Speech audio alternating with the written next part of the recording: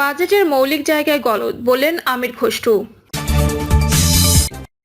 জানাবো নির্বাচন ইস্যুতে সরকার ও বিএনপির দূরত্ব কি তিক্ততার দিকে যাচ্ছে, এবং সর্বশেষ জানাবো বিচার বিভাগ সংস্কার, গণমাধ্যমের সহযোগিতা অব্যাহত রাখার আহ্বান প্রধান বিচারপতির। শুনছিলেন সংবাদ শিরোনাম, এবারে বিস্তারিত। বাজেটের মৌলিক জায়গায় গলদ, বললেন আমির খসরু। 2025 ও 26 অর্থ বছরের প্রস্তাবিত বাজেটের মৌলিক জায়গায় গলদ রয়ে গেছে বলে মন্তব্য করেছেন বিএনপির জাতীয় স্থায়ী কমিটির সদস্য আমির খসরু মাহমুদ চৌধুরী। তিনি বলেন, প্রস্তাবিত বাজেট আগের সরকারের ধারাবাহিকতা, রাজস্ব আয়ের সঙ্গে বাজেটের আকারের সম্পৃক্ততা রেখে বাজেট করা উচিত ছিল, যা করা হয়নি। সেই সঙ্গে বাজেটের আকার আরও ছোট হওয়া উচিত ছিল উল্লেখ করে তিনি বলেন, অন্তর্বর্তীকালীন সরকারের জন্য এই বাজেট বাস্তবায়ন কঠিন হবে। অন্তর্বর্তী সরকারের দেওয়া বাজেট নিয়ে আগামী 4 জুন বিএনপি আনুষ্ঠানিক প্রতিক্রিয়া দেবে। তিনি বলেন, আগের বাজেট যেভাবে চলে আসছে সেখান থেকে সংখ্যার তারতম্য হয়েছে, কিন্তু বাজেটের প্রিন্সিপাল একই রয়ে গেছে। এটাও গতানুগতিক বাজেট। বিগত সরকারের ধারাবাহিকতা থেকে অন্তর্বর্তী সরকার বের হতে পারেনি। রাজস্ব আয়ের উপর ভিত্তি করে বাজেট করা উচিত। তাহলে প্রাইভেট সেক্টরে টাকার সরবরাহ থাকবে, বিনিয়োগ থাকবে, ইন্টারেস্ট কমে আসতে, বিদেশি ঋণের পরিমাণ কমে আসতো ও সুদের হারও কম পেমেন্ট করতে হতো। কিন্তু আমরা সেই জায়গা থেকে সরে আসতে পারিনি। আমি মনে করি এই মৌলিক জায়গায় গলদ রয়ে গেছে। তিনি বলেন, অন্তর্বর্তী সরকারের কাছে আমাদের প্রত্যাশা সীমিত, কারণ তাদের একটা সীমাবদ্ধতা রয়েছে। নির্বাচিত সরকারের সঙ্গে তাদের ক্ষমতায় থাকার মেয়াদের ব্যবধান রয়েছে, এটা মাথায় রাখতে হবে। প্রথমত, বিগত সরকার বাজেটের আকার বাড়াতে বাড়াতে যে জায়গায় নিয়ে গেছে সেটার সঙ্গে রাজস্ব আয়ের কোনো সম্পর্ক নেই। দ্বিতীয়ত, রাজস্ব আয়ের পুরোটাই পরিচালনা ব্যয়ের মধ্যে ব্যয় হয়ে যাবে। উন্নয়ন বাজেট দেশের ভেতর বা বাইরে থেকে ঋণ নিয়ে চালাতে হচ্ছে। সরকার দেশের বাহির থেকে ঋণ নিলে এর বোঝা বাড়তে থাকে এবং বছরের পর বছর দেশের মানুষকে এই সুদ দিতে হয়। এই কারণেই কিন্তু দেশের উন্নয়ন প্রকল্পগুলো ভুগতে থাকে। আর দেশের ভেতরের থেকে নিলে আবার বেশি ক্ষতি, কারণ দেশের ব্যাংক থেকে লোন নিলে সুদ বেড়ে যায়, আবার ব্যক্তি খাতে লোনও কমে যায়। এর ফলে দেশে বিনিয়োগ হয় না, কর্মসংস্থানের সৃষ্টি হয় না, মানুষের আয় বৃদ্ধি পায় না। প্রাইভেট সেক্টর লোন না পেয়ে অনেকে বিনিয়োগও করতে পারে। তাৎক্ষণিক প্রতিক্রিয়ায় আমির খসরু মাহমুদ আরো বলেন, আমি মনে করি রাজস্ব আয়ের সঙ্গে বাজেটের আকারের একটা সম্পৃক্ততা থাকা উচিত ছিল, কিন্তু এটা হয়নি। রাজস্ব আয় যেটা আছে তার পুরোটাই পরিচালনা ব্যয়ের মধ্যে চলে যাবে। দেশের বাইরে ও ভেতর থেকে লোন নিতে গেলে এসব প্রভাবের কারণে অর্থনীতি ক্ষতিগ্রস্ত হবে। বিএনপির জাতীয় স্থায়ী কমিটির এই সদস্য বলেন, বর্তমানে বৈদেশিক ঋণ 3.5 বিলিয়নের মতো। আমি মনে করি বিদেশি ঋণ ও রাজস্ব আয়কে মাথায় রাখলে এই বাজেটের আকার আরো ছোট হওয়া উচিত ছিল। গুণগত দিক থেকে এই বাজেট কোনো পরিবর্তন হয়নি, শুধু সংখ্যার সামান্য পরিবর্তন হয়েছে, কাঠামো কিন্তু একই রয়েছে। নির্বাচন ইস্যুতে সরকার ও বিএনপির দূরত্ব কি তিক্ততার দিকে যাচ্ছে? আগামী জাতীয় ত্রয়োদশ জাতীয় সংসদ নির্বাচনের জন্য নির্দিষ্ট তারিখ সহ একটি নির্বাচনী রোডম্যাপ নিয়ে সরকারের সঙ্গে বিএনপির দূরত্ব ধীরে ধীরে রাজনৈতিক তিক্ততায় রূপ নিচ্ছে বলে মনে করছেন রাজনৈতিক বিশ্লেষকদের অনেকে। বিশেষ করে গত এক সপ্তাহে নির্বাচন নিয়ে বিএনপির ভারপ্রাপ্ত চেয়ারম্যান তারেক রহমান সহ দলটির সিনিয়র নেতাদের শক্ত ভাষায় কথা বলার পরপরই অন্তর্বর্তী সরকারের প্রধান উপদেষ্টার দিক থেকে যেভাবে জবাবে এসেছে, সেই প্রেক্ষাপটে উভয় পক্ষের মধ্যে দূরত্ব বাড়ার ইঙ্গিতই পাচ্ছেন রাজনৈতিক বিশ্লেষকেরা। নির্বাচিত রোডম্যাপ না এলে সরকারের সঙ্গে সম্ভাব্য তিক্ততা বা বিরোধের বিষয়ে জানতে চাইলে বিএনপির জাতীয় স্থায়ী কমিটির সদস্য সালাউদ্দিন আহমেদ বলেছেন, তারা মনে করেন ডিসেম্বরের মধ্যে নির্বাচন না হওয়ার কোনো কারণ নেই এবং সে কারণে নির্বাচন ডিসেম্বরে হতে হবে। এর আগে গত 22 মে প্রধান উপদেষ্টার কথিত পদত্যাগের ভাবনা নিয়ে গুঞ্জন ছড়ানোর পর 24 ও 25 মে বিএনপি সহ বিভিন্ন দলের সঙ্গে বৈঠক করেছিলেন ডক্টর মোহাম্মদ ইউনূস। তখন বিএনপি নির্বাচনের রোডম্যাপ ছাড়াও ছাত্র প্রতিনিধি হিসেবে সরকারে থাকা 2 উপদেষ্টা ও জাতীয় নিরাপত্তা উপদেষ্টাকে বাদ দেওয়া যে দাবি করেছিল, সে দাবির ব্যাপারেও সরকার এখনো কোনো পদক্ষেপ নেয়নি। এমন পটভূমিতে বিএনপি সহ রাজনৈতিক দলগুলোর সঙ্গে বৈঠকে বসার কথা রয়েছে প্রধান উপদেষ্টা অধ্যাপক ডক্টর মোহাম্মদ ইউনূসের। তার প্রেস উইং জানিয়েছে, দলগুলোর সঙ্গে সংস্কার ইস্যুতে কথা বলবেন প্রধান উপদেষ্টা।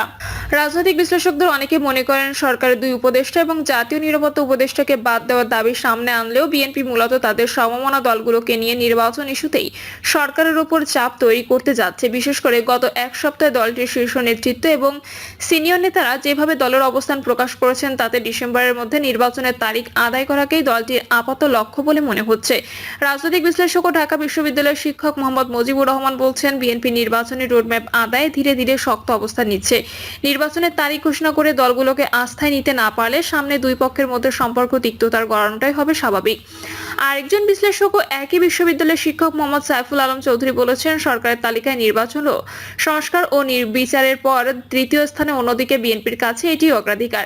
তিনি বলেছেন, জাপানে সফরে প্রধান উপদেষ্টা বিএনপিকে ইঙ্গিত করে যেভাবে কথা বলেছেন তাতে মনে হচ্ছে নির্বাচন ইস্যুতে তিনি দলটির সাথে ট্যাগ অফ ওয়ারে যেতে চাচ্ছেন। ফলে বিএনপি হয়তো ভাবছে দাবি আদায়ের শক্ত অবস্থানই তাদের নিতে হবে।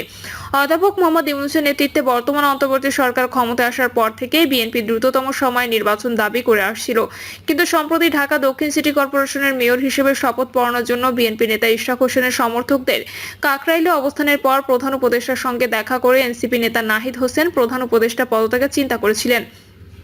এমন বক্তব্য দিলে তা নিয়ে শোরগোল শুরু হয়। পরে বিএনপি সহ দলগুলো প্রধান উপদেষ্টার সঙ্গে বৈঠক করে তার প্রতি সমর্থন জানায়, কিন্তু সেখানেই সরকারের জাতীয় নিরাপত্তা উপদেষ্টা এবং দুই উপদেষ্টা আসিফ মাহমুদ ও মাহফুজ আলমের অব্যাহতি ছাড়াও সুনির্দিষ্ট নির্বাচনী রোডম্যাপে লিখিত দাবি জানায় বিএনপি।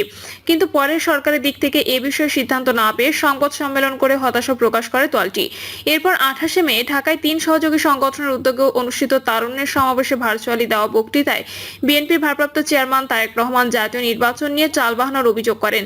তিনি স্পষ্ট করে বলেন, আগামী ডিসেম্বরের মধ্যে জাতীয় নির্বাচন হতে হবে, ডিসেম্বরের মধ্যে জাতীয় নির্বাচন অনুষ্ঠিত হবে। এই বক্তব্যের কিছুক্ষণ পরেই তখন জাপান সফররত প্রধান উপদেষ্টা অধ্যাপক মোহাম্মদ ইউনূস সেখানে এক কর্মসূচিতে ডিসেম্বর থেকে আগামী জুনের মধ্যে জাতীয় নির্বাচন অনুষ্ঠানের পুরানো অবস্থান তুলে ধরেন। পরদিন নিক্কেই ফোরামে ফিউচার অফ এশিয়া শীর্ষক এক অনুষ্ঠানের প্রশ্নোত্তর পর্বে তিনি মন্তব্য করেন যে দেশের সব দল নয়, একটি নির্দিষ্ট দল ডিসেম্বরে নির্বাচন চাইছে। তার এই বক্তব্য ঘিরে তুমুল প্রতিক্রিয়া হয় বিএনপির মধ্যে। জবাবাসে বিএনপির সমমনা দলগুলো থেকেই বিজেপি, এলডিপি, বিপ্লবী ওয়ার্কার্স পার্টি, নাগরিক ঐক্য সহ 34টি রাজনৈতিক দলের পক্ষ থেকে বলা হয় তারাও ডিসেম্বরে নির্বাচন চাইছে। এরপর বিএনপি প্রতিষ্ঠাতা জিয়াউর রহমানের মৃত্যুবার্ষিকীতে এক অনুষ্ঠানে দলটির স্থায়ী কমিটির সদস্য মির্জা আব্বাস অন্তর্বর্তী সরকারের উদ্দেশ্যে বলেন, টালবাহানা করে নির্বাচনকে পেছানোর চেষ্টা করবেন না। আমরা খুব ভালো জানি সেপ্টেম্বর ডিসেম্বর নির্বাচন না হলে এদেশে আর কখনো নির্বাচন হবে না।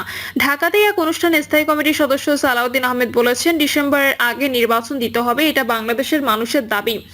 অর্থাৎ বাংলাদেশের মানুষ জাপান থেকে প্রধান উপদেষ্টার দিক থেকে বিএনপিকে ইঙ্গিত করে বক্তব্য আসার পরপরই দলটির নেতারা আরো শক্ত ভাষায় নির্বাচনের দাবি জানাতে শুরু করেছেন। এসব কারণেই বিশ্লেষকরা মনে করছেন নির্বাচনী রোডম্যাপ সরকার দ্রুত না জানালে বিএনপির সঙ্গে তাদের তিক্ততা তৈরি হওয়া এখন সময়ের ব্যাপার মাত্র। যদিও সালাউদ্দিন আহমেদ বলছেন, তারা তিক্ততা বা দূরত্ব এভাবে বিষয়টিকে দেখতে চাইছেন না। আমাদের অবস্থান পরিষ্কার যে ডিসেম্বরের মধ্যে নির্বাচন হতে হবে, সরকারকে আমরা সেটাই বলছি। রাজনৈতিক বিশ্লেষকরা বলছেন, গত বছর অধ্যাপক ইউনূসের নেতৃত্বাধীন সরকার দায়িত্ব নেওয়ার পর বিএনপি দ্রুত নির্বাচন চাইলেও এ সময়ে আরেক বড় দল জামায়াত ইসলামী আগের সংস্কারকে গুরুত্ব দিয়েছিল, কিন্তু এখন জামায়াতও বলছে যে ফেব্রুয়ারিতে রোজার আগে বা পরে নির্বাচন আয়োজন করলে রাজনৈতিক সংকট তৈরি হবে না। অনেকেই মনে করেছেন দলটি এতদিন সরকারকে নিঃশর্ত সমর্থন দিয়ে যাচ্ছিল মূলত তাদের নেতা এটিএম আজহারুল ইসলামের মুক্তি এবং দলের নিবন্ধন ফিরে পাওয়া নিশ্চিত করার জন্য।